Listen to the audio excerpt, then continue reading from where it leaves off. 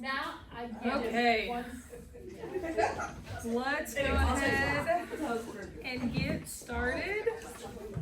Welcome to week 8. This is our final week of our first semester of Mark. I'm thankful to be here with you guys today to finish it out, and then we'll have a break over Christmas, and then we'll come back again in the spring and we'll do the other half. Because now we're going to take a different road, aren't we? So let me pray, and then we're going to get started, okay? Lord, thank you for the morning. Thank you for your direction for us. Thank you for providing for us in the same way that God did manna in the desert for his children. Lord, you have provided us with the bread of life in and of yourself. I pray you be with us as we walk through chapter 8, Lord Jesus, that your words would be on the tip of my tongue, that none of them would fall to the ground, that we would understand and hear the things that would encourage us and admonish us and make us look more like you. Be with us now over this next hour. In your name I pray. Amen. All right, as we enter into chapter 8 of Mark, the air in the room is going to change. For all the previous chapters leading up to now, we were continuing to see signs to the nature of Jesus, but we lacked confirmation of his true identity.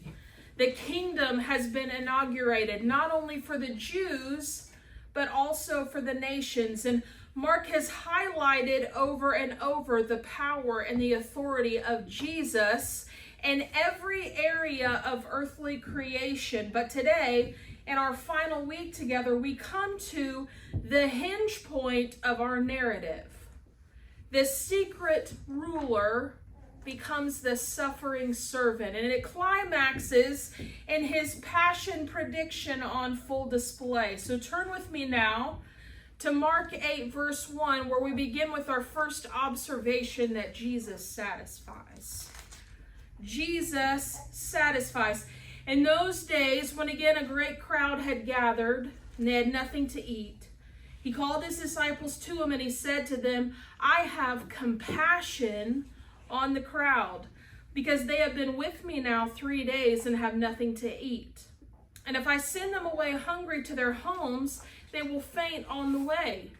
And some of them have come from far away. And his disciples answered him, how can one feed these people with bread here in this desolate place? And he asked them, how many loaves do you have? And they said, 7. And he directed the crowd to sit down on the ground, and he took the 7 loaves, and having given thanks, he broke them, and he gave them to his disciples to set before the people. And they set them before the crowd, and they had a few small fish, and having blessed them, he said that these also should be set before them. And they ate and were satisfied. And they took up the broken pieces left over, 7 baskets full, and there were about 4,000 people, and he sent them away. The first thing I want you to know when Jesus satisfies is that compassion sees. Compassion sees. Jesus recognizes that he has been satisfying the crowds with spiritual food. They've been with him for 3 days, but there is now this reality of a need for physical food. The crowds have gone to find Jesus wherever they could. Remember, he can't go anywhere now without someone seeing him and everyone follow him. And that leads them to a desolate place. All of these people had stayed so long with him that their food rations were gone, but they didn't care because all they wanted was presence. They were like the Israelites in the desert, a mass of people without food. But just as God provides his children with spiritual and physical nourishment, Jesus will do the same thing. They have held fast to me for so long, he says. How could I he's talking about them holding on like we did in chapter 7 with power. He says, they've held on to me for so long. How can I loose them? How can I let them go in the way that they're holding on? And let them try to make it home to food when they have come from so far away to be present with me. So they are presented with a kingdom issue. They're presented with a kingdom issue. From what place will we have the power to satisfy them? Remember, this is a kingdom issue. This is authority issue that they're coming up against. Jesus has brought with him the power and the authority of the kingdom from which he can feed them in a way that will always satisfy. And what does he feed them? He feeds them bread. That makes a lot of sense, because who is Jesus and where does he come from? He is Jesus, born of Bethlehem, the house of bread. Jesus calls himself the bread of life. And just as God provided manna in the wilderness for his children, Jesus provides for his children in the same way when he sets before the people total satisfaction. So the disciples, they bring him the loaves and the fishes, and he multiplies them in the same threefold way he did for the 5,000. What does he do? He gives thanks, he breaks bread, and he blesses them, and then he gives it out to the people. And when they are finished, 7 basketfuls of bread are collected as opposed to the 12 that were collected before. Do we think that there is significance in this number? I would pose that there is, because what have we said the number 7 means at least 2, maybe 3 times in this Bible study? 7 represents wholeness and completeness. What is interesting about this miracle of completeness, the last miracle that he's going to perform before he is revealed as the Christ, is being performed here with Gentiles. Jesus' last act before the revelation of the suffering servant takes place is with the Gentiles. You see, in this time period, for the poor and needy, bread would have usually been the only food that they had to eat for their whole entire day. So Jesus feeds Gentile poor to satisfaction in completeness, in a way that lets you know that he has not just come for Israel, but he's come for the nations. Salvation is not just for the Jews. The Gentiles are no longer outsiders. They have been brought in. I want to note here something as well, that Jesus didn't provide the miracle to begin his stay. He provided it when everyone was at their end. He didn't provide food at the beginning. He provided it when everyone was at their end. Matthew Henry makes a great observation here. Christ's time to act for the relief of his people is when things are brought to the last extremity. When they were ready to faint, Christ provided for them, that he might not invite them to follow him for the loaves. He did not supply them, but when they were utterly reduced, and then he sent them away. Right? Christ didn't bring them for miracles. He brought them for the miracle worker. Christ did not bring them for the miracles. He brought them for the miracle worker. He brought them to satisfy their spiritual longings and their relational longings.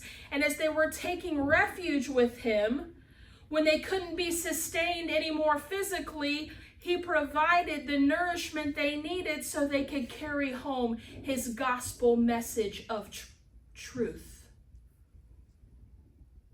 He fulfilled the words of Psalm 34. Taste and see that the Lord is good. How blessed is the man who takes refuge in him. Fear the Lord, you his saints, for to those who fear him there is no lack of anything. The young lions do without, and they suffer hunger, but they who seek the Lord will not lack any good things. These people had sought the Lord. They had sought presence with him, and he didn't just provide miracles at the beginning so they would stay. He provided at the end so that they could go on mission. Right? So we're going to ask ourselves, these questions. First, why have you come to Jesus? Why have you come to Jesus? Have we come because he's worthy of our praise? Or do we need kind of a gut check because we're just waiting around to see what miracles he'll do? Have you recognized his kingdom authority to provide for you spiritually, mentally, and emotionally? And that he has promised that if you are faithfully seeking him, that's what he's going to do. He answers the prayers of his faithful. Have you trusted that he will feed you and I just as he feeds the birds of the air? And he promises to sustain us even when we feel as if we're going to starve. I'm sure that there have been many times in our life where spiritually or emotionally or physically we were crying out, Jesus, we need you. I'm going to starve.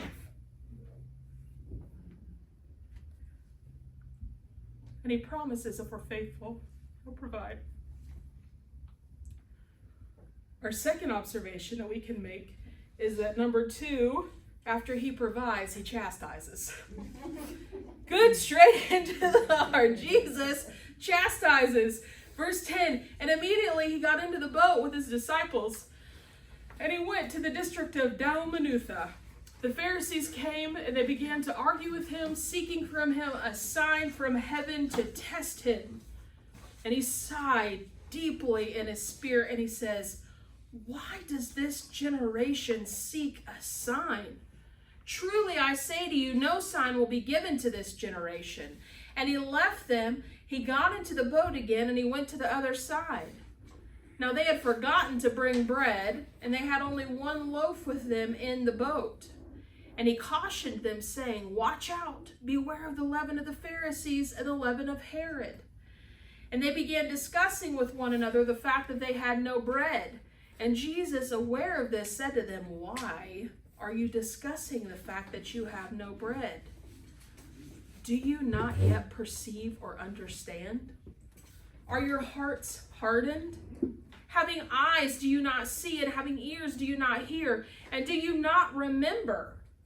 When I broke the 5 loaves for the 5,000s, how many baskets full of broken pieces did you take up? And they said to him, 12. And the 7 for the 4,000.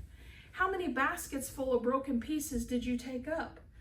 And they said to him, 7. And he said to them, do you not yet understand?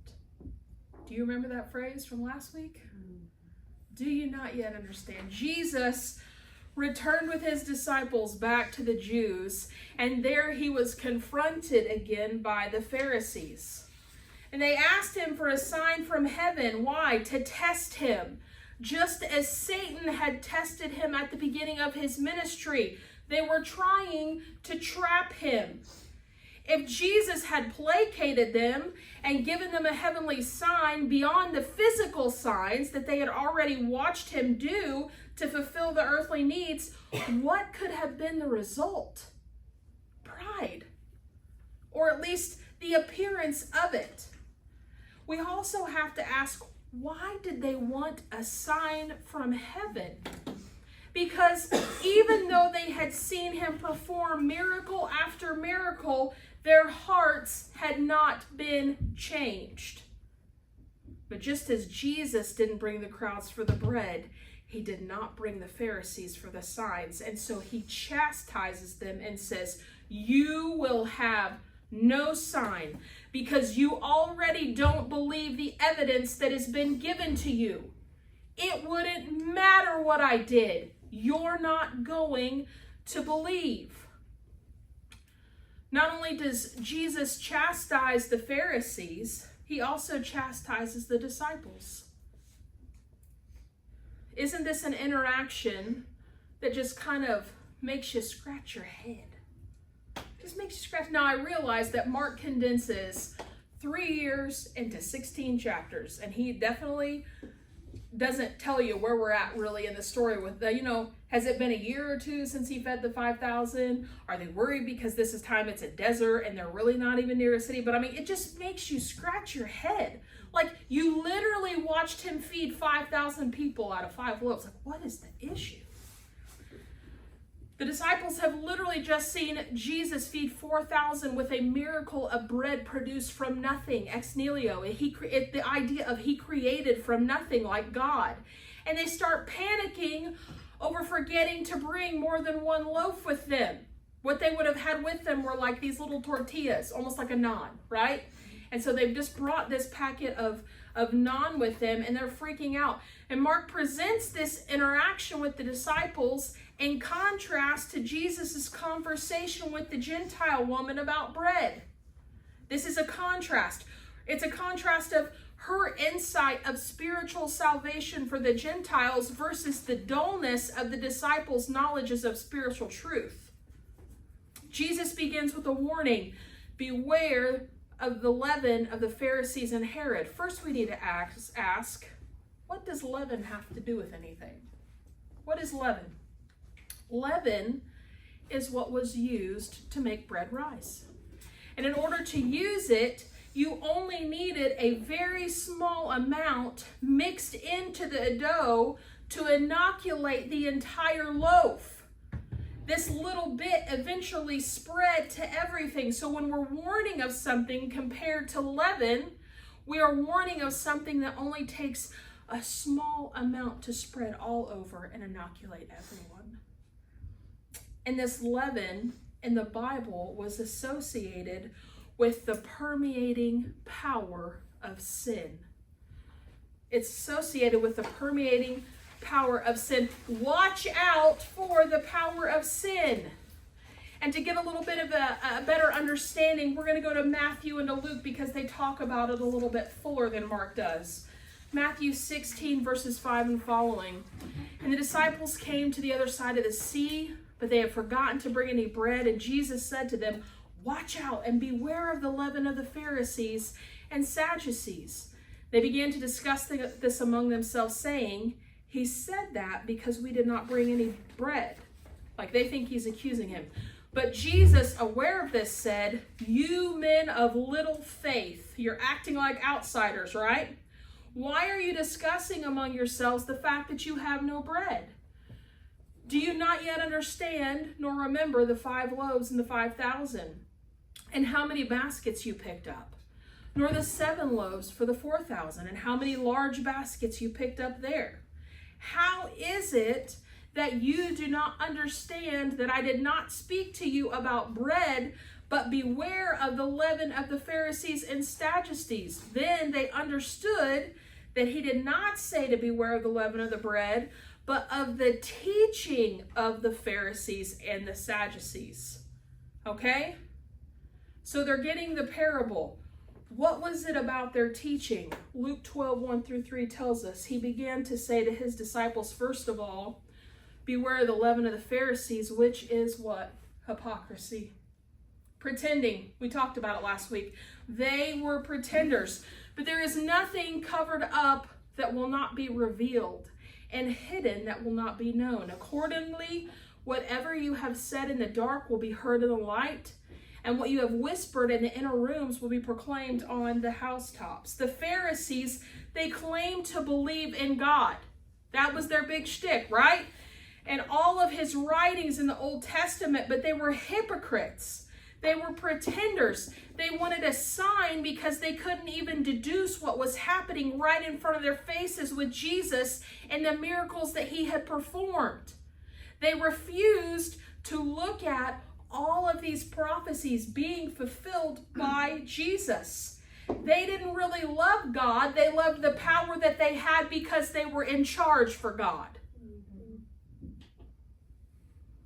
They covered up their own failure to see the kingdom, all while laying heavy burdens on others in order for them to enter in. Beware. Beware that when I leave you, that you don't lay heavy burdens on people. Because my yoke is easy and my burden is light. They were filled as Herod was with unbelief. Because the root of hypocrisy is unbelief, isn't it? They didn't really believe what God said. They believed in his power. What's your problem? Are you ignorant? He literally says again, are you stupid? He says, are you ignorant? I just fed all these people. Why would I not feed you? Why would I not feed you? How is your heart hard? As Edwards points out, an ignorant heart cannot harden itself. Only a knowing heart can harden itself. And that is why those closest to Jesus, the Pharisees and the disciples, stand in gravest danger. They knew. They knew, and they refused to have faith and believe. Have I not freely given and freely satisfied over and over? When have you ever gone without? Why do you have hearts that are hard and eyes that don't see and ears that don't hear? Why can't you remember what I just did? I have never left you without. Beware of the unbelief and the hypocrisy of the Pharisees. So we need to ask ourselves, first of all, are you continuing to seek signs when God has already performed so many miracles in your life? Are you continuing to look for signs? Do we trust Him to care for us and provide for us just as He has in the past? Do we see the small things as miracles or man-made provisions? Do you see the little things every day? Like, those things are miracles of God. Do we know that Jesus is the one who takes care of them all? Mark offers to us, in the verses immediately following, a comparison and a contrast as he opens eyes.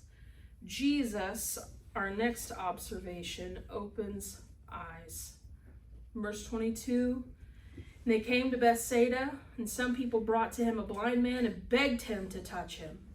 And he took the blind man by the hand, and he led him out of the village. And when he had spit on his eyes and laid his hands on him, he asked him, do you see anything? And he looked up and he said, I see people, but they look like trees walking. Then Jesus laid his hands on his eyes again, and he opened his eyes. So let's listen. He opened his eyes, his sight was restored, and he saw everything clearly. And he sent him to his home, saying, don't even enter the village. Don't tell anyone what I've done. This story is a narrative that parallels the healing of the deaf and mute man in chapter 7. These two stories actually go together. They're like an inclusio. Remember we talked about those? They're presented together to illustrate the need for the restoration of spiritual sight and hearing. They're presented together to illustrate the need for the restoration of spiritual sight and hearing. When Jesus and the disciples show up in Bethsaida, the home of Peter and Andrew and Philip, they are immediately met with a repeated story. Faithful friends with fall down faith. Are they not? This is a purposeful contrast to the disciples whose eyes to see have continued to grow dimmer and dimmer. These people, they haven't spent near the time with Jesus that the disciples have lived in their life with him, but their faith in his kingdom power and authority seems to be greater than the insiders. Their faith seems to be greater than the disciples. And so they bring their friend born blind, and with fall down faith, they beg Jesus to heal him. In this healing story, it seems a little different, doesn't it? It seems kind of at odds with the other stories of healing. Not that Jesus touches him and lays hands on him, but that he becomes a man twice touched. In order to receive complete healing, he becomes a man twice touched. Is Mark conveying to us in this healing narrative that there is something so wrong with the blind man that he wasn't powerful enough to heal him properly the first time? Is that what he's conveying about Jesus? This guy's too sick. There's no way. In a situation, is this like a situation like his hometown where he couldn't perform a great miracle because of unbelief? Is it that kind of a thing? I think the answer to both of those is no. This man born blind is twice touched in order for Jesus, through the story of Mark, to convey a message that gives hope for the disciples. He gives hope for the disciples. Though they don't currently understand, he uses the phrase, "Do you not yet understand?" meaning that there is still hope for your future sight. When he chastises the Pharisees, he actually makes a pronouncement over them. That's the end. That's it. And that is his last interaction with the Pharisees until they take him to the cross. He has proverbially shook the dirt off his feet with the Pharisees, but not so for the disciples. Instead, he takes them along privately to heal a man whose faith has given him partial sight. And in Jesus, there is hope for a full restoration. The identity of who I am will gradually be illuminated to you. Right now, you don't see, but soon, Peter, you will see me clearly for who I am and proclaim who I am, Jesus the Christ, the Son of the living God. Right now, you don't understand my purpose or my kingdom or my authority. But after my resurrection, your sight will be whole, your eyes will see clearly, and you will eventually take up your cross to follow me all the way to your eventual death. You'll do it for my sake. Who am I? Who am I? Soon you will see. Because our fourth observation is that Jesus prophesies. Jesus prophesies. Verse 27, and Jesus went on with his disciples to the villages of Caesarea Philippi. And on the way he asked his disciples, "Who do people say that I am?" And they told him, "John the Baptist, and others say Elijah, and others one of the prophets." And he asked them, "But who do you say that I am?" And Peter answered him, "You are the Christ." And he strictly charged them to tell no one about him. And he began to teach them that the Son of Man must suffer many things and be rejected by the elders and the chief priests and the scribes and be killed and after 3 days rise again. And he said this plainly. The parables are over. That's it. We're talking about this plainly. And Peter took him aside and he began to rebuke him. But turning and seeing his disciples, he rebuked Peter and said, "Get behind me, Satan, for you are not setting your mind on the things of God, but on the things of man." And calling the crowd to him with his disciples, he said to them, "If anyone would come after me, let him deny himself and take up his cross and follow me. For whoever would save his life will lose it, but whoever loses his life for my sake and the gospel's will save it. For what does it profit a man to gain the whole world and forfeit his soul? For what can a man give in return for his soul? For whosoever is ashamed of me and of my words in this adulterous and sinful generation, of him will the Son of Man also be ashamed when he comes in the glory of his Father with the holy angels." After seeing Jesus once again heal a blind man, something changes for the disciples. Something changes. The implied promise of eyes that will eventually see is beginning to form into a reality. For Jesus, the time of parables and riddles has come to an end, and he's going to begin to speak plainly to answer this question that we have repeatedly turned to since chapter 1. Who is Jesus? Who is Jesus? For what seems to be the first time in Mark, the answer to that question has become plain to Peter. All of this speculation from all of these different people about possibilities and reincarnations and past tense people will be put to silence in one small sentence. You are the Christ. You are the Christ. You are God's end-time agent of salvation who will restore all of creation. You are the Messiah. What does that mean? It means you are the anointed one. Why is that a big deal?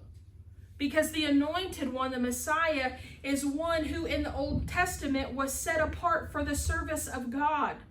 Like Israel's kings especially, who served as vice regents in his name. You are a fulfillment of the Davidic covenant of the seed who would reign forever on his throne. When he says that, he is recognizing the fulfillment of all of these Old Testament prophecies. Eyes are opened, Peter sees, and the kingdom of Jesus is now visible to the people. Jesus, you are the Christ. We know from Matthew that it was not Peter who saw this for himself. It was God who opened his eyes for him to see, however dimly it might have been lit at first. Our powerful King has now come. He's going to overthrow the Romans. He's going to set us free. And now we're going to rule in peace and prosperity. Let's tell everybody. No. Oh no, we're not going to tell anyone. The time has come for it to be known who I am, but the time of my ascension and my rule has not yet. Keep it to yourself. Can you imagine the anger and the heartache and the confusion of the disciples and that they would have been experiencing when Jesus began to teach them about the way in which he's going to come to rule and reign? Peter sees, but he has only seen partially. His eyes have not yet been twice touched. So he begins to rebuke Jesus for his prophetic words of future suffering. He rejects Jesus's passion prediction. This isn't how it's supposed to be, Jesus. Your kingdom authority is supposed to mean our kingdom authority. Don't you challenge it. You're supposed to be made an earthly king so that we can reign. But Peter didn't understand that Jesus's kingdom was not of this world. He was only here to liberate it. He could only see dimly as in a mirror. He couldn't yet see face to face. Jesus sees truly, though, Peter's defiance of service and suffering, and so in return, he quickly returns the rebuke. Get behind me, Satan. What a severe and harsh rebuke. Peter, you only desire to travel the path of least resistance that leads to the greatest power. You want the path of least resistance and greatest power.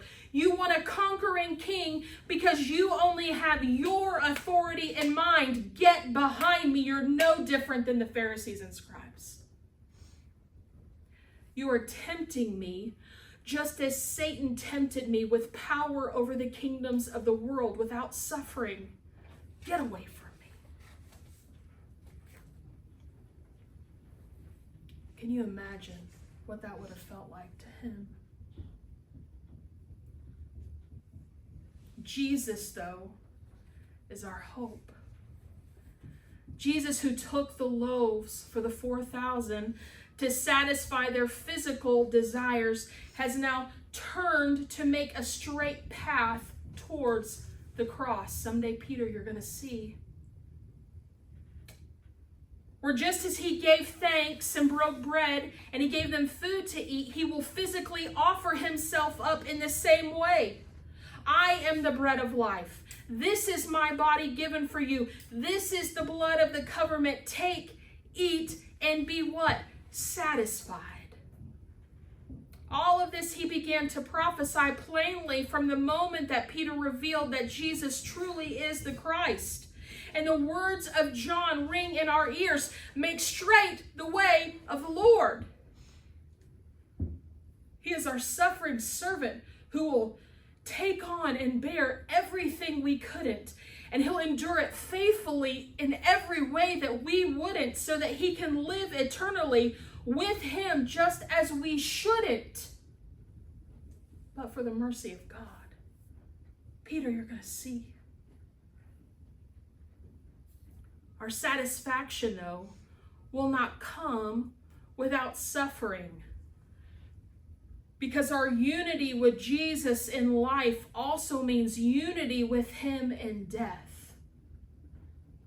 And this isn't the kind of death that just kills the body, but it's the kind of death that kills sin. Let anyone who would come after me deny himself and take up his cross and follow me. If you're going to truly be my follower, you must take action. And this is the kind of cross that puts to death all the sinful desires and lusts and proclivities and wants that would lead us on a broad path to destruction.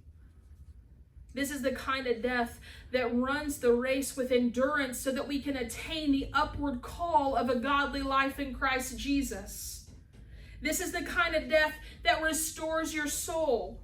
This is the kind of death that puts off every kind of evil that Jesus has talked about that proceeds from our hearts, and instead it clothes us in everything that we were ever supposed to be. This is a gospel-giving, soul-satisfying, heart-feeding death that, though painful in this world, is blissful in the next. Are you ready to die?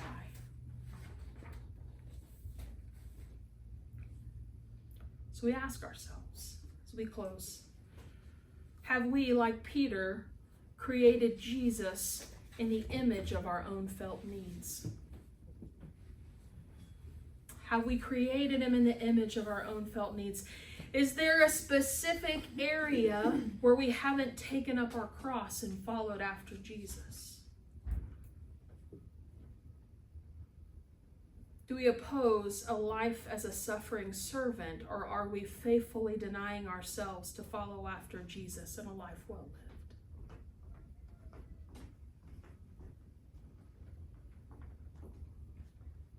Any questions?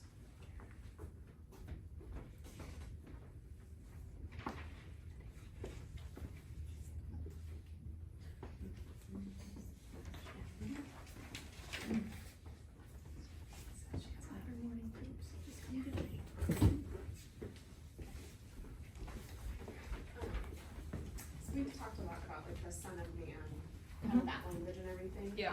Do you know why? And then looking up crosswords, Matthew uses that like a ton. Yeah. Why? Is there a reason why? So I think that is because he is also showing that because Matthew, like, he does the genealogies and he talks about the prophecies even more than Mark does. Okay, so he's just Son of using that Man was in language. Daniel, right? Mm-hmm. So that's where we see that the most. And so I think that they use that reference to tie them to Daniel in the Old Testament. Isaiah might have even used that phrase as well. Yeah, both of them use in the suffering servant, the Son of Man is there, so that ties them to all those Old Testament prophecies of who Jesus is and what he was going to accomplish. So he's using it more to use that Yeah. one. Okay. Yeah. Matthew was talking to the Jews or another book to the Gentiles? Matthew was talking to the Jews. Mark talked to the Gentiles. Luke also was geared more towards the Gentiles as well. But Matthew, that's why you get the specific genealogy that you do at that beginning. And then there are so many actual things that Jesus says in there that are direct quotations from the Old Testament, because Matthew is tying him to all of that stuff and that he is the fulfillment of that, so that the Jews can see that he really was the Christ, the Messiah. Yeah. So that could be why he really just doesn't use it in Mark. Yeah, because that they wouldn't have needed that in the same way. It wouldn't have been any big deal to them like it would to the Jews, like who he came from, his lineage. Like they wouldn't have known about the lineage of David and the promises and that kind of stuff.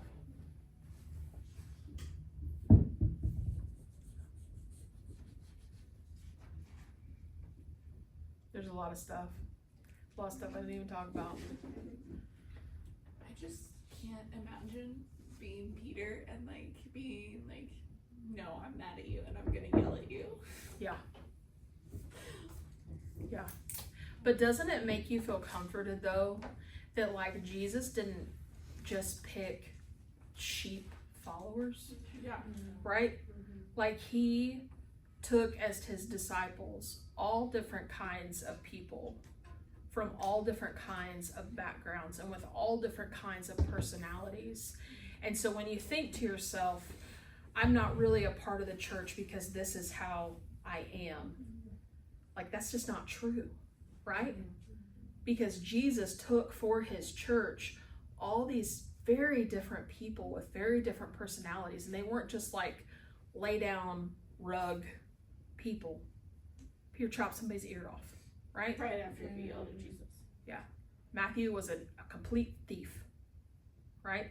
He was a complete thief. He took prostitutes. He took all these things. So when you say to yourself, my personality doesn't fit with the church, I don't have friends in the church because of such a, that's just not true. It's not true. Or even the like statement like Jesus can't save me, like my sins are too great. It's like, dude. That is the most, that's the most arrogant statement I think actually I ever, the idea that Jesus can't save me or that I could lose my salvation is probably one of the most arrogant things I can ever think of, because that is saying that my power and my authority is greater than that of God's, and that's just total arrogance. I say that in the most loving way possible. If you ever see, sorry, say that in the most loving way possible. We studied First Peter last summer, and I really love the book of John, but then after doing Peter, I was like, yeah, I think I'm a lot like Peter. Yeah. But that's okay too, right? That's okay. Like God is still changing us. Yeah. And if we're not saying, well, I'm just going to act this way because that's just who I am, like I reject that full out, right? But God can redeem those personalities and use those for big things, right? I have a big personality. I used to not use that for godly things, and God has redeemed that. You know, he redeems the people that serve quietly and sit back and observe, and he uses those things and has them step out. But Eric is the opposite of me, right? He is a more quiet and reserved person, and God has grown him and he has sanctified him and he's put him in front of people, and he does that so well. So God redeems and he takes and he grows who we are.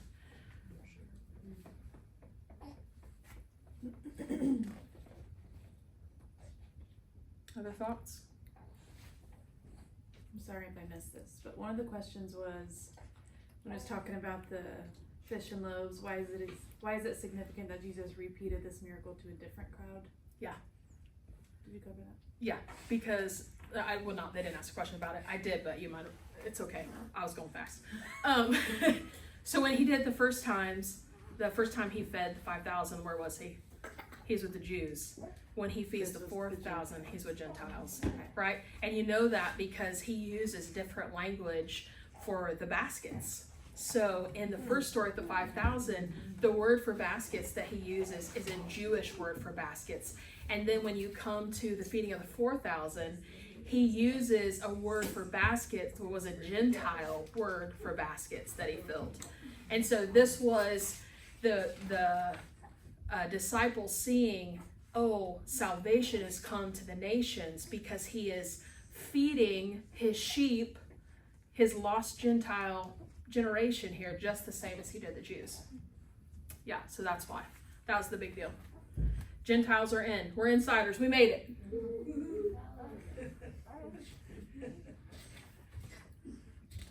I think I have to remember multiple times, like, in that time I would be in that crowd. I would be in, like, the crowd of the unwanted, but, like, you've just not grown up with that, and so it just is easy to not. It would have been shocking.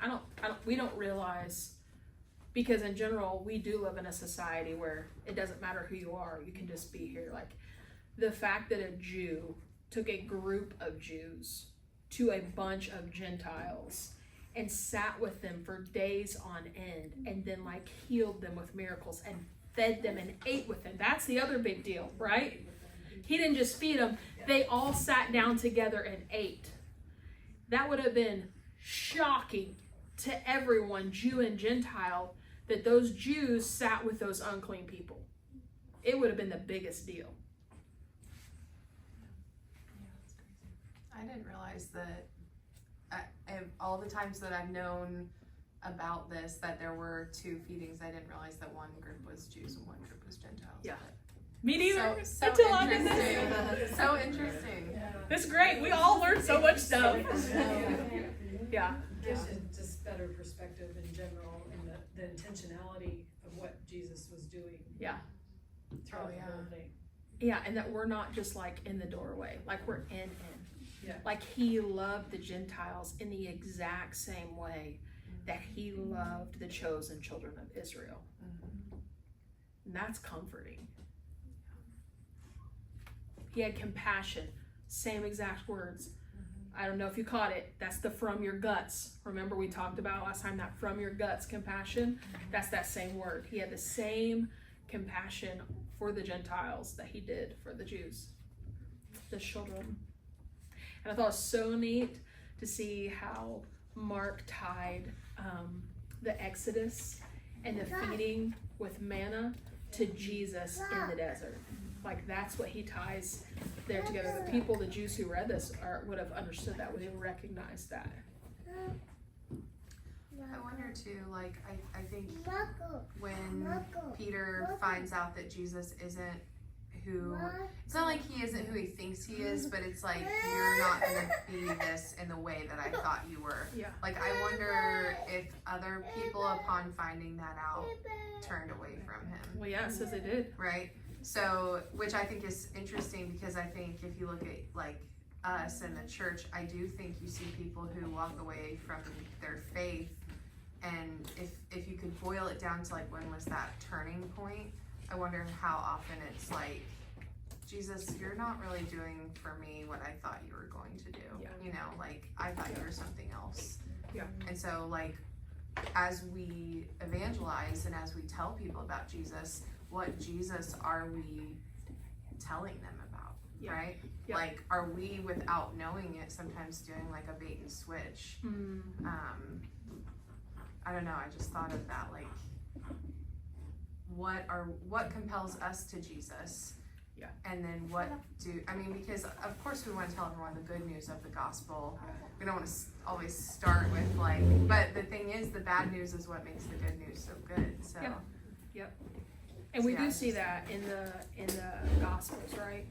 After Jesus sends out the 70, they all go do their things, they come back, he gives them a really hard teaching, and it says that most everybody left at that point. And so, Jesus, you weren't who we thought you were, and they all leave.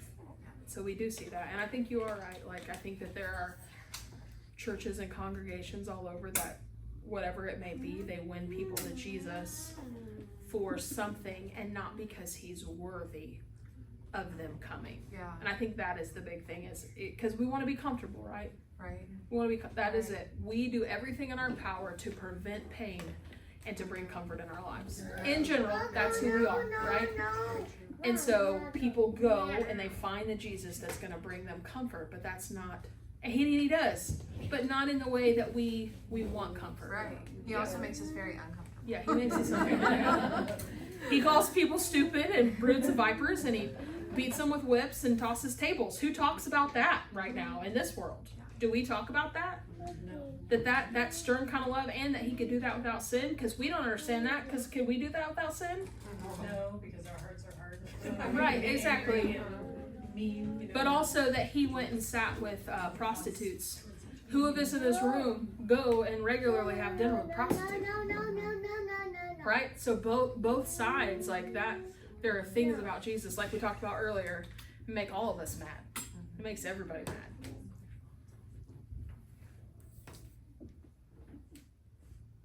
Anything else?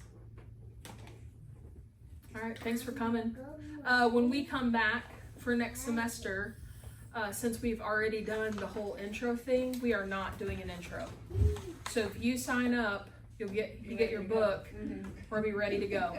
Yep, we're gonna be ready to go straight into chapter 9.